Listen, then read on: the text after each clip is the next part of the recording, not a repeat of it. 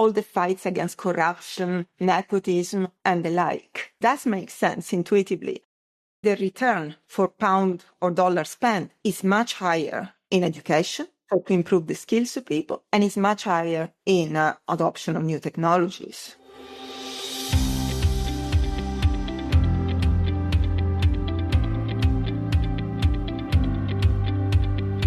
Welcome to VoxDevTalks. My name is Tim Phillips.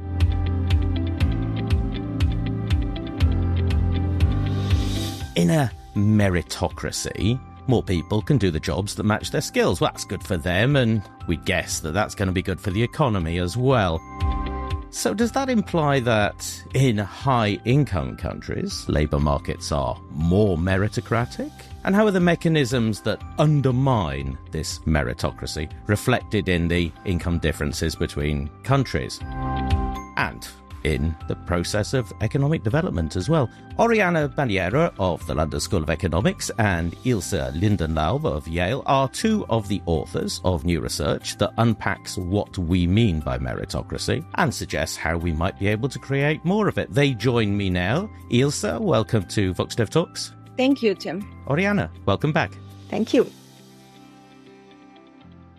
Ilse, first of all, in today's labour market, there's lots of different types of jobs and there's lots of different types of employers. What does this mean that meritocracy means in practice? So we think of a meritocratic labor market as one in which workers are allocated to jobs based on merit that is associated with their skills, rather than based on other idiosyncratic attributes that workers might have, like social status, social networks, or wealth, that might help workers obtain certain positions but are unrelated to skills or productivity. In more formal terms, we think of a meritocratic labor market as one in which matches form such that their output is maximized. If I'm an employer, I want to get the best possible person for the job, and if I'm looking for a job, I want to get the best possible job I can. What prevents job matching from being meritocratic?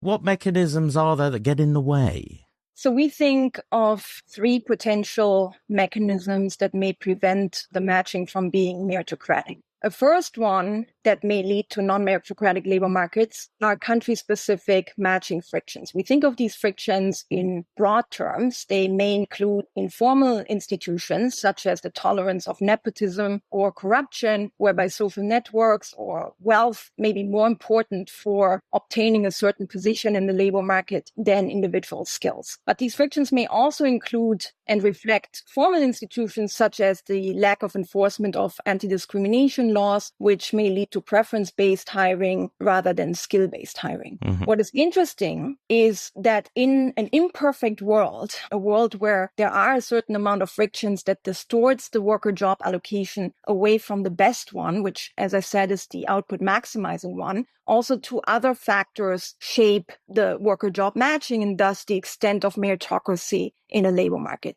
Those we call technology and endowments. So a country with technology that rewards skill-based matching more, or a country that has a tighter fit between skill demand and skill supply in terms of endowments, leads to a situation in which there is more incentives to sort based on skills, and hence an increase in meritocracy would result. What you're explaining there gives me a clue as to why there might be differences in meritocracy between countries, because I can think of some firms being more meritocratic than others, and some sectors maybe having the reputation of being more meritocratic than others. But you're interested in country differences, aren't you?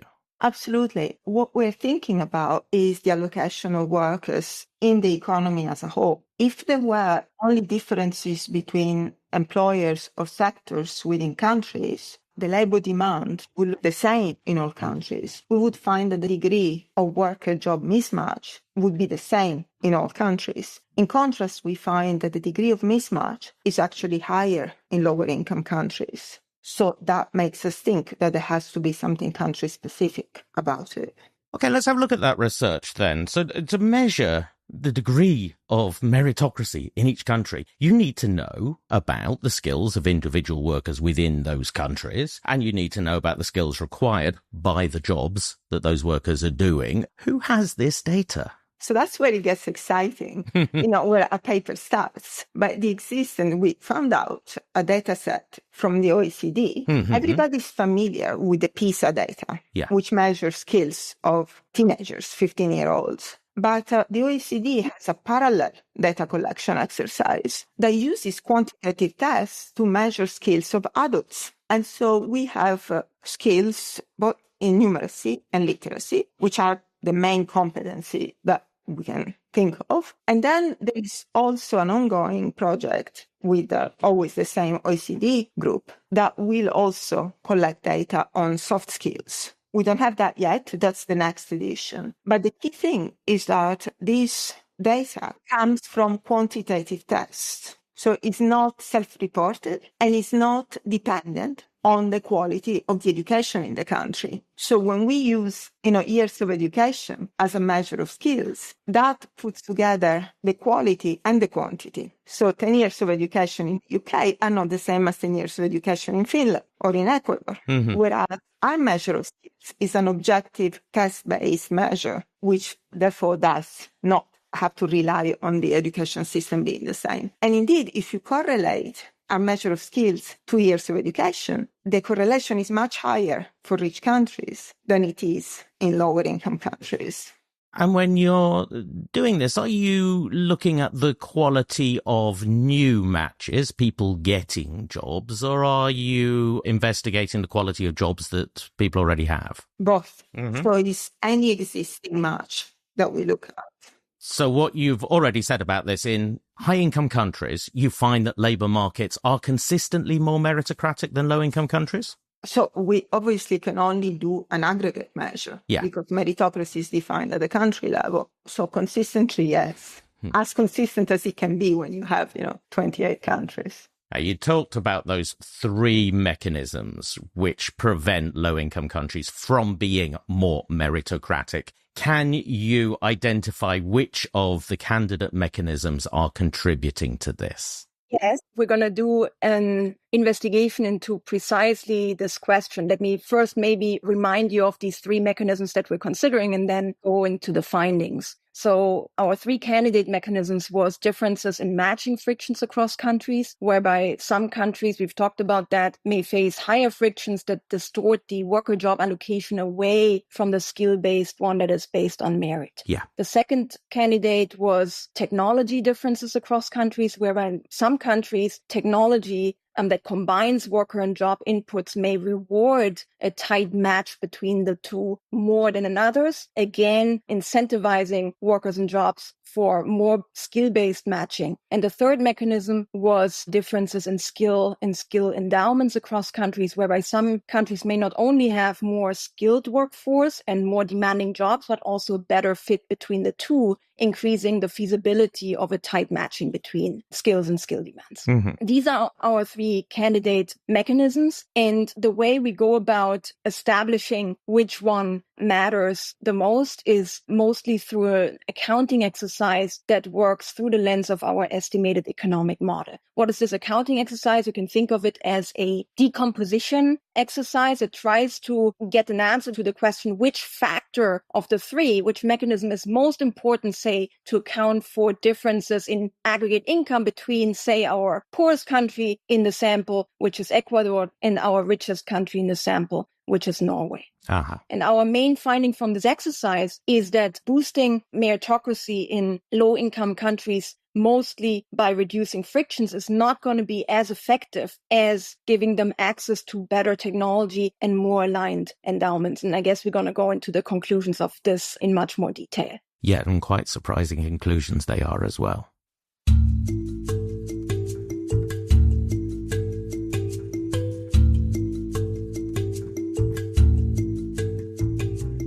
So, the low income of a low-income country, surely that might be a cause of low meritocracy as well as an effect of that. But we want to establish the causal relationship from meritocracy to macro outcomes. How can you do that? So causal relationship is tricky in our context. We don't have the data to establish a causal link empirically. But here's where our development accounting exercise again comes to our help, where we can at least say which of these factors are more important, and we can give a suggestive answer to your question. The interpretation of what I mentioned last, which is that improving frictions or reducing frictions alone doesn't affect poor countries' income in the international comparison as much as improving their technology and endowments, leads us to the following interpretation. We think that higher matching frictions and the associated low-level labor market meritocracy in poorer countries is not the main culprit of why these countries are poorer. Instead, their lower income may reflect lower technological adoption and lack of a good fit between skill supply and skill demand, both of which curtail the incentives to sort in the labor market and hence lead to less meritocracy. So in that sense, we suggest that the lack of meritocracy is not really the source of the lower income in these poor countries, but rather maybe a consequence of not adopting the right technology or the most advanced technology and lacking the appropriate endowments. And do you get a counterfactual as well? Can we estimate that if these labour markets were more meritocratic, what the boost to output could be? Yeah, so we can indeed use our model to get an insight into the question of how much output is lost due to low levels of labour market meritocracy. There's a positive relationship in our estimated model between meritocracy, or the tight matching between worker skills and job skill demands, and economic developments. A country like Norway would gain around 20% of output if its labor market was perfectly meritocratic, which is considerably less than the gains that Ecuador would get if they were to implement the perfectly meritocratic labor market. The gains of Ecuador would be 4 times as much as the gains of Norway. Wow. Well, we would want, if possible, these markets to be perfectly meritocratic, but what does that mean for policy? What would be the effective policies that we could implement to improve output through meritocracy in low-income countries like Ecuador, and which policies aren't really going to move the needle that perhaps we might be paying too much attention to? For the first time in my life, I'm really proud of doing accounting. Because we put a lot of emphasis on causality, and rightly so, but the accounting exercise really tells us how strong these channels are. It doesn't tell us which way they go, but it tells us how strong they are. So all the emphasis that's been put on trying to make institutions more alike the institutions in high-income countries, all the fights against corruption, nepotism, and the like, which can improve the allocation of jobs in low-income countries, can only give us a multiple of the GDP of that country. So 4 times the GDP sounds like a lot, but given the huge differences that there are between poor and rich countries, it doesn't close much of the gap. So although it does make sense intuitively, probably the return for pound or dollar spent is much higher in education, or to improve the skills of people, and is much higher in adoption of new technologies. So the idea is that we have a better supply of better educated workers, and when they get jobs, it really matters that they are better educated and better trained, because then they can make a difference with better technologies. Exactly. And then the matching does make a big difference. But when we're using low levels of technology with low levels of skills, it doesn't matter that much how you match.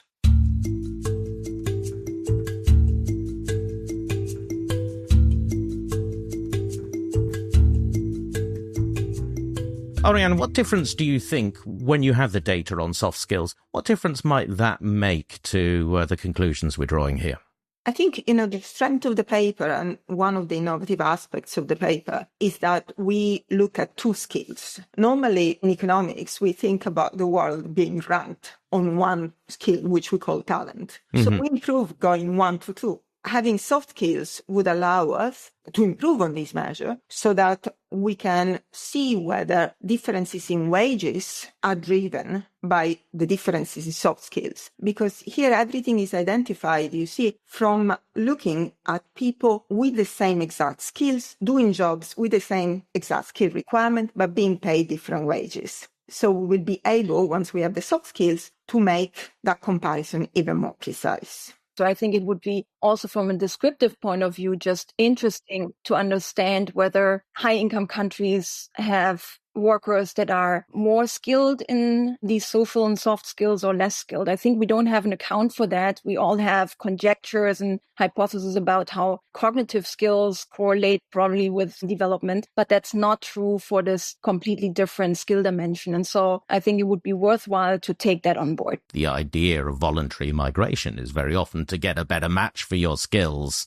in a job where you can earn more. Now, I know you've done this on a country-by-country basis, but can you tell me anything about the impact of migration on meritocracy and therefore on output to the countries where the migrants are? Yeah, so one of the nice exercises that we can run in this framework is a counterfactual. So that means a hypothetical exercise where we impose open borders. Mm-hmm. Just to give you one number, if we eliminate all the borders of our countries in the sample and we just let every worker from any country take a job in any country that he or she wants, we would get a worldwide output gain of 11%. Wow. So this is a big number. And it's important to say that this effect comes only through a better matching of workers and jobs, and hence an improvement in now the worldwide labor market's meritocracy. This is to say that the high-skilled workers of low-income countries, such as Ecuador and Mexico, would now be able to get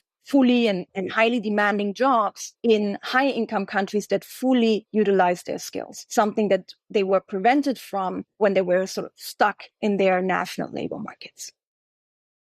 These are extraordinary results, huge numbers. Thank you very much for talking about them. Thank you, Ilse. Thank you. And Oriana, thank you as well. Thank you.